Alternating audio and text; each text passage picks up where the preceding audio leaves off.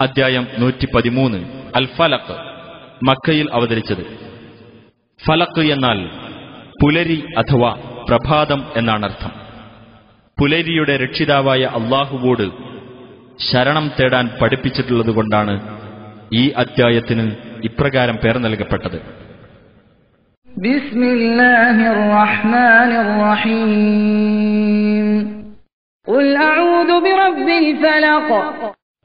പറയുക, പുലരിയുടെ രക്ഷിതാവിനോട് ഞാൻ ശരണം തേടുന്നു. മിൻ ശർരി മാ ഖലഖ്. അവൻ സൃഷ്ടിച്ചിട്ടുള്ളവയുടെ കെടുതിയിൽ നിന്ന്. വമിൻ ശർരി ഗാസിഖിൻ ഇദാ വഖബ്. ഇരുളടയുമ്പോഴുള്ള രാത്രിയുടെ കെടുതിയിൽ നിന്നും. വമിൻ ശർരി നഫ്ഫാസാതി ഫിൽ ഉഖദ്.